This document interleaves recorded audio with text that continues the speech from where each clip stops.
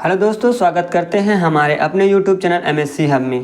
दोस्तों, इसके पहले वीडियो में हम बात कर चुके हैं कुछ ऐसे क्वेश्चन के जिसमें इसके पावर्स होते हैं, लेकिन इसमें पूरा टर्म्स है। इसमें किसी भी चीज़ में कोफिशिएंट लेने की ज़रूरत नहीं है, क्योंकि इसके पहले वीडियो में जब हम बात करते थे तो इसमें कुछ टर्म्स गायब थी, तब हम कहते थे, लेकिन अब इसमें ऐसा कुछ नहीं है। तो the given a polynomial is complete, जो गिवन अब ये कह सकते हैं कि जो पॉलिनोमियल हम लोग का दिया है वो पूर्ण से कंप्लीट है, इसीलिए हम डायरेक्टली इसको हल कर सकते हैं, इसका क्वोशंट और रिमाइंडर ज्ञात कर सकते हैं। देखो, यहाँ मल्टीप्लाई है 1 का, यहाँ मल्टीप्लाई है 5 का, और यहाँ मल्टीप्लाई है 4 का, और इसका 50 का 50। अब चलो इसमें अप्लाई करेंगे डिवीज़न मेथड। देखिए, applying the synthetic division method, पहला टर्म्स के लिए A0, सेकेंड टर्म्स के लिए A1, और उसके बाद और टर्म्स के लिए A2, ऐसे करके हम लोग n तक जाएंगे।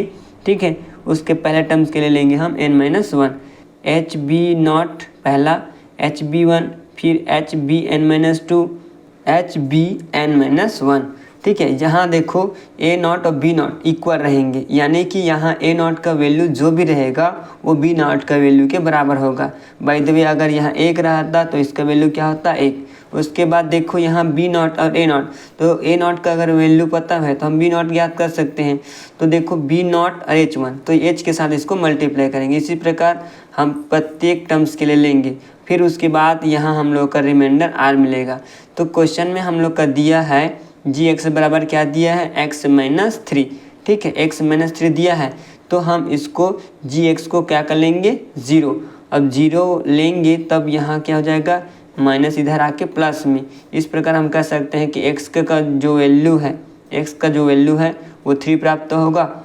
यानी कह सकते हैं जैसे कि फार्मूला में h लिए हैं तो इसकी जगह में अब हम लोग 3 रख देंगे। x लिखो या फिर h लिखो, इसका वैल्यू अब क्या हो गया हम लोग का 3। इसके बाद हम एक एक करके इस मान को रखेंगे। देखो, h का वैल्यू हम लोग 3 रख दिए, और जो हम लोग मल्टीप्लाई की पोजीशन में जो जिसका हुआ है उसको लिख देते हैं। A0 का वैल्यू है, ये A1 का वैल्यू है, ये A2 का वैल्यू है, और जो संख्या मान प्राप्त हुआ था वो ये है। अब इस प्रकार उसको लिख देंगे। ठीक है, देखो A0 और B0, यानी कि A0 का वैल्यू क्या है, 1 है, तो B0 का वैल्यू भी क्या हो जाएगा, 1। अब लिखे थे H, यहाँ लिखे थे H और B0, तो H का वैल्यू क्या है, 3, और B0 का वैल्यू क्या है, 1, तो 3 एकम 3, कितना लिख दिया मैं, 3। अब 5 और 3 को जोड़ो तो कितना हो गया, 8, यानी ये B1 का वैल्यू हो गया। अब B1 का वैल्यू को फिर इनके साथ करेंगे, क्योंकि इधर लिखे थे HB1, तो H ये हो गया, B1 ये, तो 8 दिया 24। ठीक, यहाँ से फिर B2 का वैल्यू हमें कितना मिला, 28। ठीक है, अब 28 का गुना इनके साथ फिर करेंगे, क्योंकि इधर लिखे थे फिर आगे टर्म्स के लिए HB3। ठीक है, तो इसका फिर से मल्टीप्लाई होगा, तो 28 का मल्टीप्लाई 3 से होगा तो कितना आएगा, 84। ठीक है, अब दोनों को जोड़ेंगे 50 और 84 को, तो कितना आएगा, 134। तो इस प्रकार हम कह सकते हैं the quotient Qx = B0 x² + B1x + B2। अब देखो, यहाँ लिखने में आपको थोड़ा दिक्कत हो रहा होगा ना, कहाँ से आए x2 ऐसे करके।